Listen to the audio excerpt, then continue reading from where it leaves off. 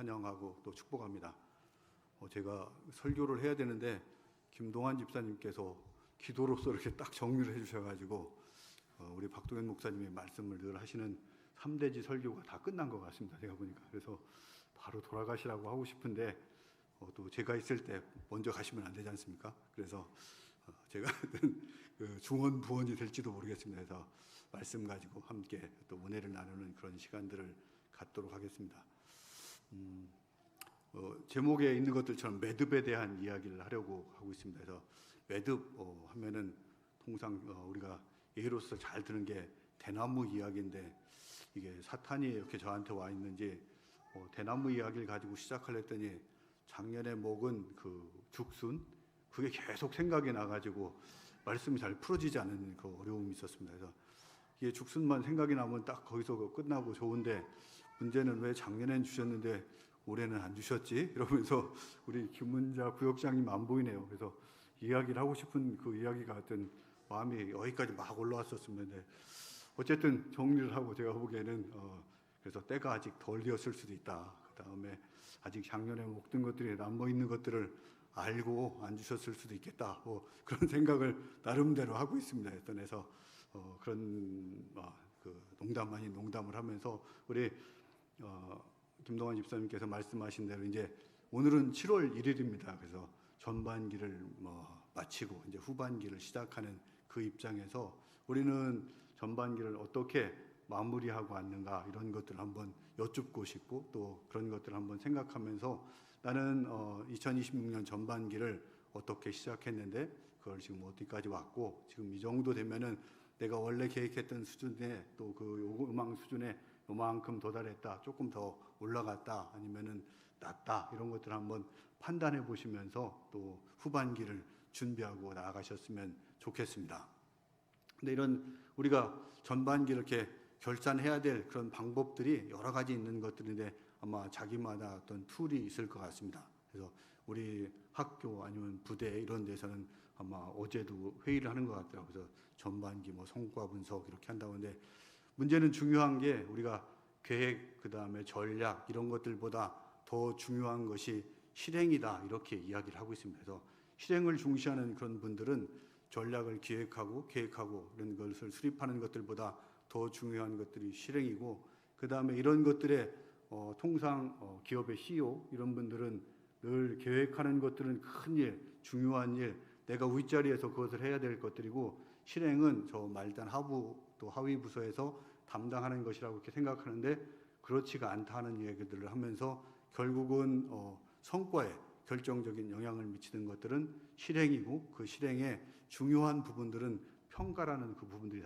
담기고 그 평가를 해서 어떻게 매듭을 짓느냐 이것이 매우 중요하다고 이렇게 이야기를 하고 있습니다. 그래서 앞에 말씀드린 대로 대나무가 높은 것들은 한 30m, 40m까지 이렇게 올라가는데 우리가 잘 아는 대로 그게 속이 비었음에도 불구하고 그렇게 올라갈 수 있는 이유는 중간중간에 마디가 있어서 그 매듭을 분명하게 짚고 올라가기 때문에 그렇게 올라갈 수 있다 이렇게 우리가 알고 있습니다. 그것들처럼 우리도 마찬가지 그 순간순간마다 그 매듭을 잘 지었을 때 그 다음으로 잘 갈 수 있는 도약의 계기가 될 수 있다 하는 것들을 기억하면서 오늘 시편 103편 말씀이 저희들에게 이런 순간순간의 매듭 또 인생의 매듭을 어떻게 지어야 되는가 하는 것들을 분명하게 또 아주 정확하게 잘 알려주고 있는 그런 말씀이 되겠습니다. 그래서 시편 103편 통해서 다윗은 우리에게 어떻게 인생의 매듭을 지어가면서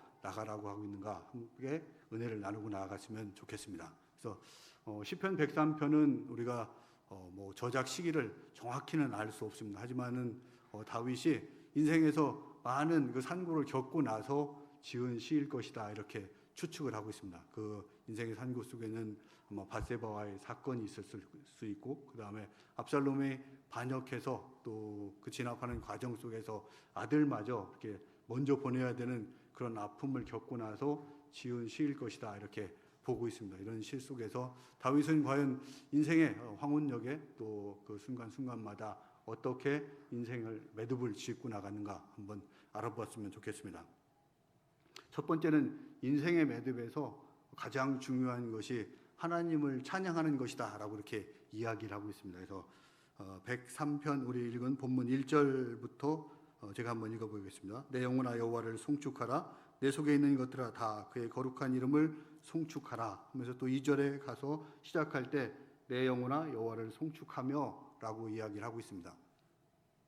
글씨가 너무 작은 것 같습니다. 제가 설교를 많이 안 해봐가지고 AI한테 시켰더니 이 정도 나온 것 같은데 조금 더 키워였어야 되는데 그런 것 같은데 아마 그 본문보다도 말씀에 또 귀를 기울여 주시면 감사하겠습니다. 슬라이드보다도 말씀에 귀를 기울여 주시면 감사하겠습니다. 다윗은 벌써 103편을 시작하면서 1절, 2절, 2절 상반절까지 오면서 송축하라, 찬송하라 이 이야기를 3번을 거듭 반복을 하고 있습니다. 그래서 그 송축하라는 것들을 다른 사람의 이야기하는 것이 아니고 다윗은 자기 자신에게 이야기하면서 송축하라 이렇게 이야기하고 그것을 이야기할 때 내 영혼아 송축해라 또 내 속에 있는 것들아 송축해라 내 속에 있는 모든 것 다 송축해라 이렇게 하면서 송축해라 송축해라 송축해라 이렇게 이야기를 하고 있습니다. 그러니까 하나님을 찬양하는 것이 1번이다 하는 것들을 저희 이렇게 이야기를 하고 있는데 우리가 잘 알듯이 다윗은 시편 150편 중에서 거의 절반 정도를 이렇게 썼다고 보고 있습니다. 적게는 한 70여 편, 많게는 80편 넘게 이렇게 시편을 저작한 것 같은데 그 다윗이 그 자신에게 계속 당부하는 것이 송축해라, 송축해라, 송축해라, 하나님을 찬양해라 이렇게 이야기를 하고 있습니다.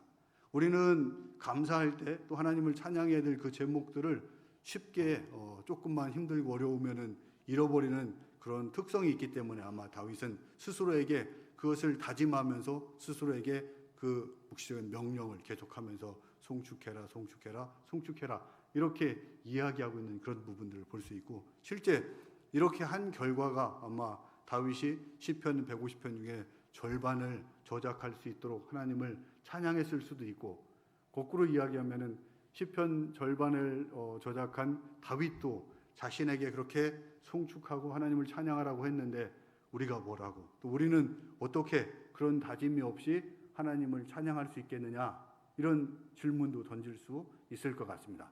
그래서 우리가 하나님을 송축하는 것이 그냥 쉽게 나오면 좋지만은 그런 것들이 쉽지 않을 수 있다 하는 것들을 분명하게 이야기하면서 그 송축하라는 이야기들을 우리에게 계속하고 있는 것들이 바로 사도 다윗이 여기에서 지금 이야기하면서 우리가 그 순간순간 하나님을 찬양하지 않고는 우리의 그 매듭들을 지어나갈 수 없고 그런 결단이 없이 하나님을 찬양할 수 없다 하는 것들을 이야기를 하고 있습니다.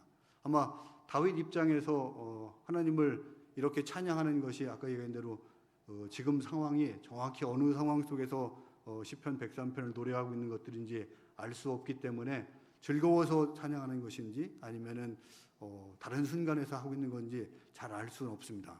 하지만 우리 시편 속에서 보면은 다윗은 늘 기쁠 때만 하나님을 찬양하지 않았습니다. 아마 가장 힘들고 어려운 그런 순간에 또 부끄럽고 인생의 가장 나락으로 떨어진 것 같은 그런 순간에도 다윗은 분명하게 찬양을 했습니다. 우리 시편 한번 34편 1절 2절 한번 함께 읽어보도록 하겠습니다. 한번 성경 속에서 한번 찾아보시면 더 좋을 것 같습니다.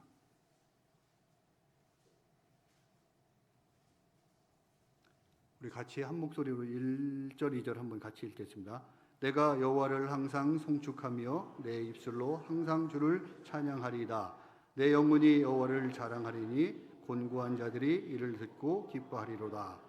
그렇게 하면서 다윗은 항상 하나님을 찬양하고 송축하겠다 이렇게 이야기하고 있고 자기가 자신이 그렇게 지금 하고 있다 이렇게 이야기를 하고 있습니다. 그런데 시편 34편의 표제 위에 있는 그 글을 한번 이렇게 같이 보시면 좋을 것 같습니다. 다윗이 아비멜렉 앞에서 미친 채 하다가 쫓겨서 지은 시다 이렇게 이야기하고 있습니다. 지금 상황은 다윗이 사울 왕에게 쫓기어서 블레셋으로 도망가서 아기스 왕 앞에서 그 신하들이 저 사람 이 나라에서 뭔가 배신할 수 있는 그 가능성이 있는 사람이기 때문에 그 속을 깊이 봐야 됩니다. 이렇게 할 때 그 의심의 눈초리를 피하기 위해서 침을 흘리면서 문지방에 서서 이 미신채하는 그 모습을 또 그런 상황을 연출하는 그런 상황 속에서 이 다윗은 그런 상황 속에서도 이 지금과 같이 하나님을 찬양하고 송축하는 그런 모습들을 보여주면서 우리가 어떠한 상황 속에서 하나님을 찬양해야 되는가 하는 것들을 분명하게 이야기하고 있고, 다윗이 기쁠 때 그냥 자연스럽게 나오는 찬양이라면은 얼마든지 찬양하라 이런 얘기를 강조하지 않고 다짐을 하지 않아도 충분할 것 같습니다.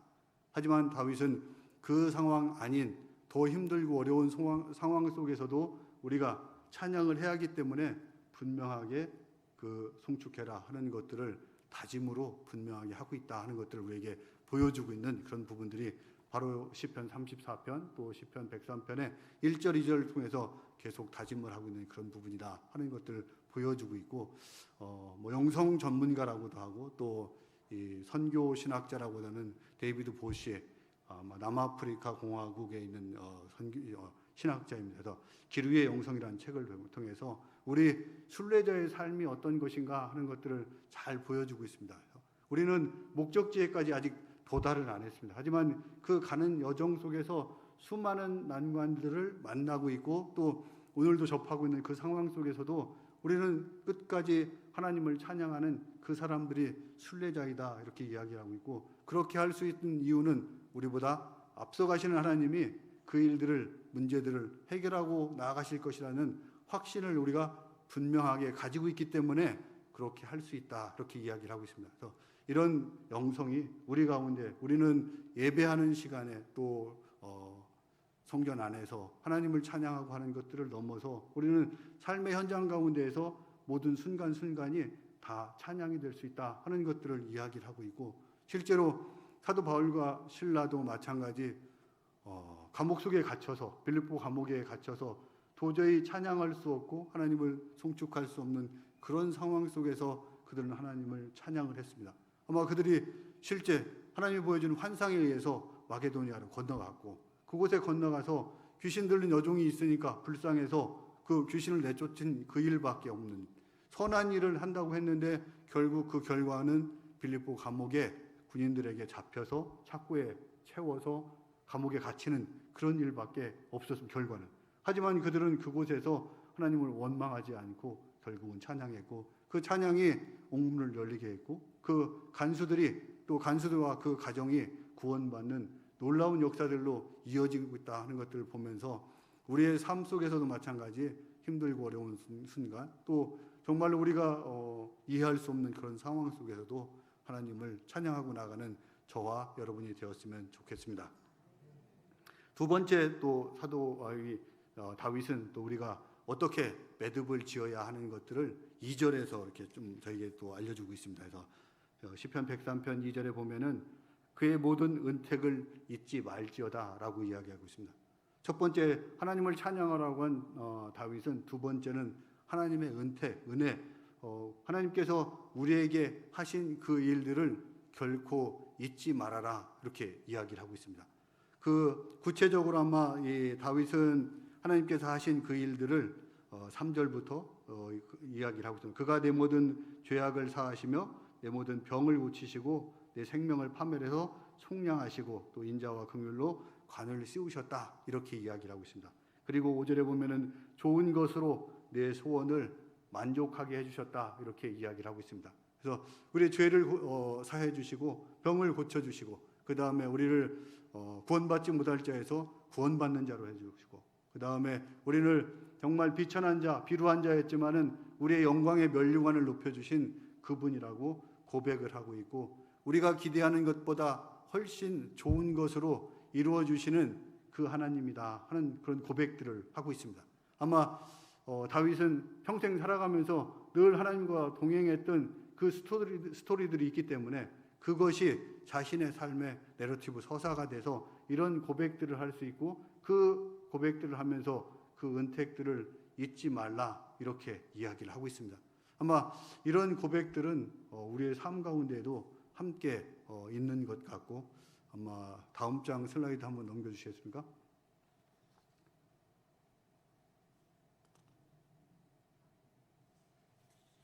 슬라이드 한 장 넘겨주시면 좋을 것 같습니다. 제가 지난 5월 달에 아무도 모르게 이렇게 막 가족 여행을 다녀왔습니다. 여행을 다녀오면서 함께 갔던 그 동료하고 우리의 삶을 이렇게 한번 정리해 보면서 우리한테 하신 그 하나님은 어떤 하나님이셨는가 이런 것들에 대한 그 고백들을 이렇게 했는데 뭐 이건 간단하게 썼고 제가 눈물이 나지 않으면 끝까지 읽도록 하겠습니다. 한번 읽어보겠습니다. 첫 번째는 나밖에 모르며 자기중심적으로 살아갈 수 있었던 우리 부부가 하나님을 주인으로 모시고 살아가게 하신 은혜로운 사실에 감사하게 되었습니다. 두 번째는 우리가 모두 다 했다며 교만에 빠질 수 있었던 우리 부부가 하나님의 공급하심을 인정하게 하신 놀라운 사실에 또 감사하게 됐습니다.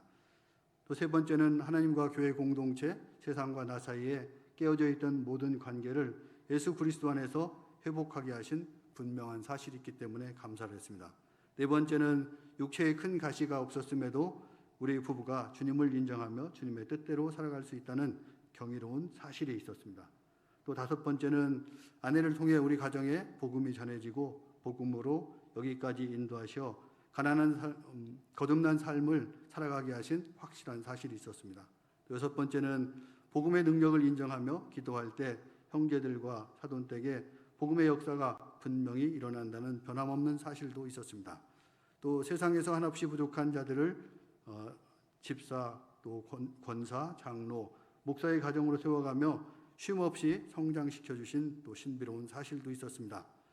군인으로서 적합하지 않은 자를 군인으로 인도하셔 40년 가까이 군 선교의 일꾼으로 삼아주신 경이로운 사실도 있었습니다. 또 조국과 사회와 가정을 위해서 미랄이 되는 비전으로 낮은 곳으로 향할 때 더 높여주신 가슴 벅찬 사실도 있었습니다. 또 억지로나 인색함이 아니라 즐겨낼 때 드린 것보다 더 풍성한 것으로 부어주시는 복된 사실도 있었습니다. 아마 이런 고백을 하면서 사실은 한갑 여행으로 지난 5월달에 이렇게 다녀왔습니다. 그래서 인생을 정리하면서 어떤 것이 하나님께서 나와 함께 하신 것들인가, 나의 감사는 무언가 이런 것들 한번 정리해봤던 그런 부분들이고, 아마 이런 서사는 저보다 여러분들이 훨씬 더 진하게 또 더 많이 가지고 있을 거라고 생각이 됩니다. 저는 신앙 경력이 몇 년 안 됩니다. 짧은 기간에 오다 보니까 역사가 많지 않은데 아마 여러분들은 모태신앙부터 있을 수 있고 그런 것들이 충분히 더 많을 것 같습니다. 이런 서사들을 잘 정리하고 나아갔으면 좋겠고, 그런 것들이 잘 정리되었을 때 이런 우리의 삶이 그 해석이 바뀌었을 때 우리는 또 새로운 에너지와 힘을 가지고 앞으로 나아갈 수 있는 능력이 우리한테 주어질 것으로 저는 믿고 확신하고, 여러분들도 그런 서사를 한번 정리하고 나아갔으면 좋겠습니다. 아마 이게 빨리 한 장을 넘겨야 할 것 같습니다. 저는 잘 모르는 분입니다. 아마 우리 이진우 집사님 이런 분들은 잘 아실 것 같습니다. 페니 크로스비, 우리 수많은 찬송가, 우리 한국어 찬송, 우리 한국 찬송가에도 한 40여 곡이 이렇게 수록되어 있다고 합니다. 아마 생후 6개월 됐을 때 눈에 어떤 사고였든지 문제가 있어가지고 그것을 치료하는 과정에 그 의사의 치료가 잘못돼서 점점 시력을 잃어서 결국은 영구적으로 이렇게 실명하는 그런 일들이 있었지만, 그것에 좌절하지 않고 절망하지 않고 이렇게 나가고 자신의 재능을 그 할머니가 키워주는 또 신앙의 힘을 통해서 끝까지 지켜가고 또 키워나가서 아마 8,000곡, 8,000에서 9,000곡 정도 되는 그 찬송가를 작곡도 하고 작사도 하고 이렇게 했고, 거기에서 나오는 그 수많은 또 우리 저작권이라고 할까요? 그런 것들이 나오는 것들을 개인을 위해서 사용하지 않고 세상을 위해서 마지막까지 사용하고, 이렇게 하면서도 자신이 실명한 것들이 하나님께 원망이 아니고 내가 천국에 가서 하나님을 제일 먼저 보기 위해서 하나님께서는 내 눈을 그렇게 했다, 이렇게 자기 스스로의 인생, 삶을 해석을 하고 나가는 그 모습들을 보면서 우리도 마찬가지 삶의 해석이 달라질 때 우리의 삶도 분명하게 달라질 수 있다 하는 것들을 우리에게 분명하게 이야기를 하고 있습니다. 그래서 우리의 삶을 매 순간순간 정리하는 것들도 중요하고, 지금처럼 6개월이 지났을 때도 한번 정리하고, 또 10대, 20대, 30대, 40대, 또 10년마다 정리하는 그런 순간들도 있고 또 내 인생에 정말로 중요한 그런 순간들에 우리가 한번 다시 그 삶을 정리하고 나가는 저와 여러분이 되었으면 좋겠습니다. 오늘 말씀은 다윗은 시편 103편의 말씀을 통해서 정말로 그 중요한 순간순간에 그 은택들을 잊지 말고 기억해라 이렇게 이야기를 하고 있고, 우리 사무엘 선지자가 브레셋과의 전쟁에서 이기고 나서 에베네셀 그 돌을 세워서 나아간 것들처럼 우리도 그런 분명한 비석, 나의 인생에서 중요한 그 이정표마다 있었던 그 순간들을 기억하고 나가는 저와 여러분이 되었으면 좋겠습니다. 세 번째는 하나님께서 이렇게 인생의 매듭을 분명하게 짓고 나아간 사람들에게 주는 축복이 있다는 것들을 5절에서 말씀을 하고 계십니다. 5절 하반절에 보면은 내 청춘을 독수리같이 새롭게 하시는도다 라고 이야기를 하고 있습니다. 그러니까 순간순간마다 인생의 매듭을 지어간 것들이 인생의 노년으로 해서 결국은 생을 마감하는 그런 것들이 아니고 새롭게 독수리처럼 날아오를 수 있는 그 계기들을 만들기 위해서 순간순간 매듭을 짓고 있다 이렇게 이야기를 하고 있습니다.